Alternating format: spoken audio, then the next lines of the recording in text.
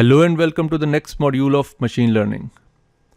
इस मॉड्यूल में हम मल्टीपल लीनियर रिग्रेशन का मॉडल किस तरह कंस्ट्रक्ट करना है और उसके स्टेप बाय स्टेप कंस्ट्रक्ट करने के क्या डिफरेंट अप्रोचेस हैं और कौन सी अप्रोच के क्या फ़ायदे और क्या नुकसानात हैं ये डिस्कस करेंगे। हम ये जानते हैं कि मल्टीपल लीनियर रिग्रेशन में हमारे पास बहुत सारे वेरिएबल्स होते हैं, जिस तरह के यहाँ पे हमारे पास एक set of variables 7 variables as input नज़र आ रहे हैं। इन वेरिएबल्स में से हो सकता है कुछ वेरिएबल्स बहुत अच्छे हों रिग्रेशन या प्रिडिक्शन करने के पॉइंट ऑफ व्यू से, और कुछ वेरिएबल्स कुछ खास रोल अदा ना कर रहे हों। तो बेहतर बात यह है कि हम उन्हीं वेरिएबल्स को अपने मॉडल के अंदर लेके आएँ जो कि बहुत अच्छी इनपुट दे रहे हैं, और जो वेरिएबल्स अच्छी इनपुट नहीं दे रहे हैं प्रिडिक्शन के पॉइंट ऑफ व्यू से, उनको हम पॉसिबली डिस्कार्ड भी कर सकते हैं। इस काम को करने के हमारे पास 5 डिफरेंट तरीके हैं। ये 5 तरीके इस वक्त आपको नज़र आ रहे हैं: all in, backward elimination, forward selection, by directional elimination और स्कोर कंपैरिजन।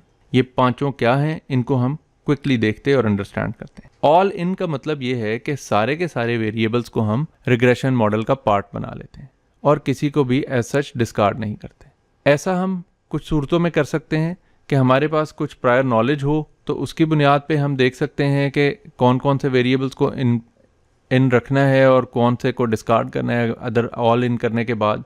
या फिर हम ये करते हैं कि हमारा जो अगला वेरिएंट है मल्टीपल लीनियर रिग्रेशन का, जिसको कि हम बैकवर्ड एलिमिनेशन कहते हैं, तो बैकवर्ड एलिमिनेशन भी ऑल इन के बाद ही स्टार्ट होती है। बैकवर्ड एलिमिनेशन हमारा दूसरा तरीका है मल्टीपल लीनियर रिग्रेशन के मॉडल को बिल्ड करने का। इसके स्टेप्स 5 हैं जो कि हमें नज़र आ रहे हैं। हम सबसे पहले एक स्टैटिस्टिकल सिग्निफिकेंस का लेवल का तयन करते हैं। ये लेवल हमें मदद करता है अपने किसी भी वेरिएबल को मॉडल का पार्ट रखने या उसे डिस्कार्ड या डिसरिगार्ड करने के हवाले से। स्टैटिस्टिकल जो सिग्निफिकेंस का लेवल है वो फॉर एग्जांपल हमने 0.05 या 5% रखा हुआ हो, तो हर एक ऐसा वेरिएबल या एट्रीब्यूट जिसका स्टैटिस्टिकल सिग्निफिकेंस का लेवल 0.05 से कम होगा उसको हम मॉडल का हिस्सा रहने देंगे और दूसरे को डिस्कार्ड कर देंगे। तो हम करते क्या हैं कि हम तमाम के तमाम प्रेडिक्टर्स को मॉडल का हिस्सा बना देते और उसके बाद फिर हम प्रिडिक्शन करते हैं और उसके अंदर से देखते हैं कि हाईएस्ट पी वैल्यू किसकी है। हाईएस्ट पी वैल्यू जिस भी एट्रीब्यूट की है उसको हम 0.05 से कंपेयर करते हैं।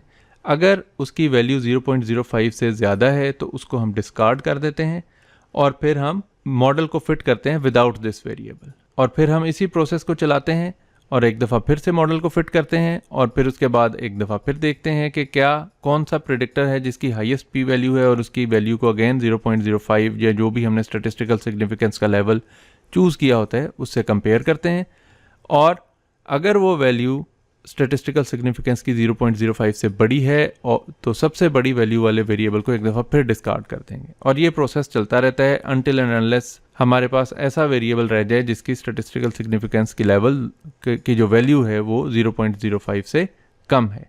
जब हम ऐसे वेरिएबल्स रह जाएं जिनकी वैल्यू 0.05 से कम है तो वहाँ पे हम रुक जाते हैं, और यही हमारे अप्रोप्रिएट वेरिएबल्स हैं जिनको हम मॉडल को ट्रेन करने के लिए इस्तेमाल कर सकते हैं। इसी चीज़ को नंबर्स की फॉर्म में मैं आपको दिखा रहा हूँ। ये हमारे पास आगे चल के हम कोड में भी देखेंगे। मैंने एक स्क्रीनशॉट लेके आपको यही चीज़ समझाने की कोशिश की है, जिसमें हमारे पास ये जो कॉलम है जिसको मैंने रेड रेक्टेंगल के साथ बाउंड किया हुआ है, यहाँ पे हमारे पास ये 5 वेरिएबल्स और एक कांस्टेंट सारे नज़र आ रहे हैं और इनकी पी वैल्यूज़ हमें नज़र आ रही हैं। आप देख रहे हैं कि इनमें से ये 2 वेरिएबल्स ऐसे हैं जिनकी बहुत बड़ी पी वैल्यूज़ हैं, और ये वेरिएबल x4 जो है इसकी भी 0.6 जो कि सिग्निफिकेंटली हाई पी वैल्यू है। तो इन तीनों के अंदर से अगर हम देखें तो x2 जो है वो 0.99 पे पी वैल्यू पे रिजाइड कर रहा है, जो कि एक इंतहाई बड़ी वैल्यू है। 0.05 के 5% की बजाय ये 99% पे शो हो रही है। तो सबसे पहले जो वेरिएबल डिस्कार्ड होगा वो यही वाला होगा। नेक्स्ट इटरेशन में को भी मैंने यहाँ पे आपके सामने रखा हुआ है। तो जब हमने x2 को डिस्कार्ड कर दिया तो उसके बाद जो नए वेरिएबल्स आए उन्हीं में अगेन वो कांस्टेंट x1 2 3 4 अब एक वेरिएबल कम हो गया, आप देख रहे हैं। तो इनके अंदर से अगेन जो नया x2 जो तीसरे नंबर पे था वो अब दूसरे नंबर पे आ गया और वो 0.94 वैल्यू रिफ्लेक्ट कर रहा है। ये 0.94 वैल्यू भी अगेन 0.05 या 5% से बहुत ज़्यादा बड़ी है, लिहाजा हम इसको भी डिस्कार्ड कर देंगे और फिर बाकी के जो वेरिएबल्स हैं उनके साथ मॉडल को एक दफ़ा फिर ट्रेन करेंगे। और इस तरह से हम बैकवर्ड एलिमिनेशन के साथ one after the other variables को डिस्कार्ड या डिसरिगार्ड करते जाते हैं और इवेंचुअली ऐसे वेरिएबल्स तक पहुंच जाते हैं जो कि स्टैटिस्टिकल सिग्निफिकेंस का टेस्ट पास कर रहे हैं। अगला जो पॉसिबिलिटी है वो है फॉरवर्ड सिलेक्शन की।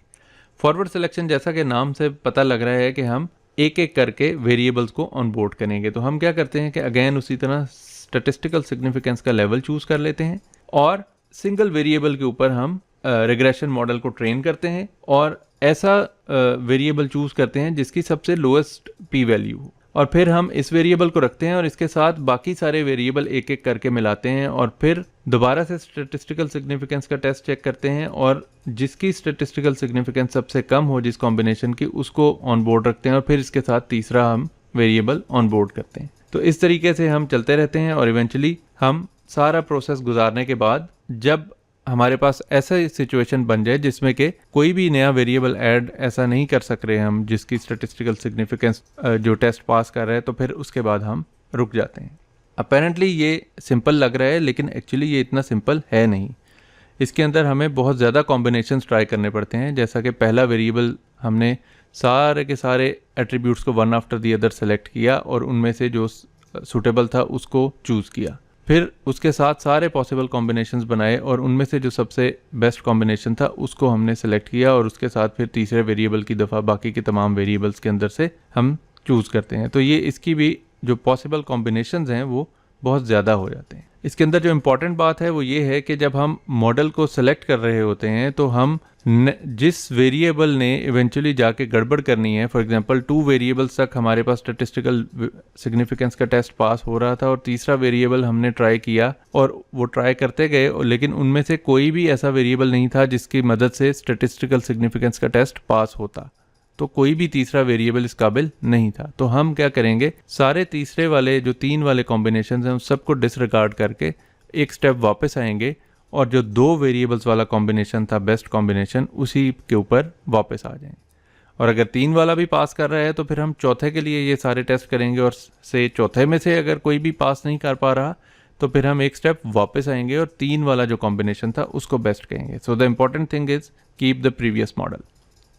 इन दोनों का मर्जर जो है वो हमारी नेक्स्ट अप्रोच है जिसको हम क्या कहेंगे, बाई डायरेक्शनल एलिमिनेशन। इसके अंदर हम एक तरफ से फॉरवर्ड सिलेक्शन अप्लाई कर रहे होते हैं और फिर फॉरवर्ड सिलेक्शन अप्लाई करने के बाद बैकवर्ड एलिमिनेशन भी अप्लाई करते हैं और अगर कोई ऐसा वेरिएबल जो स्टैटिस्टिकल सिग्निफिकेंस का टेस्ट पास ना कर पा रहा हो उसको हम बैकवर्ड एलिमिनेशन के थ्रू डिसरिगार्ड भी करते हैं। तो फॉरवर्ड सिलेक्शन के थ्रू हम एक वेरिएबल ऐड करते हैं और जो एडेड वेरिएबल्स हैं उनके अंदर से बैकवर्ड एलिमिनेशन के थ्रू हम वेरिएबल को डिस्कार्ड भी करते हैं। ये मॉडल कब रुकता है, इसकी कन्वर्जेंस कब होती है, जब ऐसा हो जाए कि ना हम कोई वेरिएबल मजीद ऐड कर सकें और ना ही हम कोई और वेरिएबल डिस्कार्ड कर सकें। आखिरी जो पॉसिबिलिटी है मॉडल को बिल्ड करने की जो हम डिस्कस करने जा रहे हैं वो है ऑल पॉसिबल मॉडल्स, जिसका मतलब क्या है कि इसकी सिंपल एनालॉजी हमारे सेट्स के अंदर जो हम सबसेट लेते हैं ये वो उसके इक्विवेलेंट है। अगर हमारे पास 4 एलिमेंट्स हैं तो 2⁻⁴ - 1 विच मीन्स कि हमारे पास 15 पॉसिबल कॉम्बिनेशंस बनेंगे। उन सारे कॉम्बिनेशंस को हम ट्राई करेंगे और उनमें से जो सबसे सूटेबल हमें लगेगा उसको हम ऑन बोर्ड कर लेंगे और बाकियों को डिस्कार्ड कर देंगे। ये अपेरेंटली तो हमें शायद 15-16 के लिए तो डुएबल लग रहा है, लेकिन जैसे ही हमारे नंबर ऑफ़ वेरिएबल्स बढ़ते हैं उस केस में इसके जो पॉसिबल कॉम्बिनेशंस हैं वो एक्सपोनेंशियली ग्रो करते हैं। 2n से ऑलरेडी हमें नज़र आ रहा है कि इसकी जो ग्रोथ है वो एक्सपोनेंशियल रेट पे चल रही है। ये मॉडल जनरली हम सिर्फ उसी सूरत में इस्तेमाल करते हैं जब हमारे पास बहुत कम इंडिपेंडेंट वेरिएबल्स हों। अगर ज़्यादा इंडिपेंडेंट वेरिएबल्स हों तो हम इसको बिल्कुल भी इस्तेमाल नहीं करते।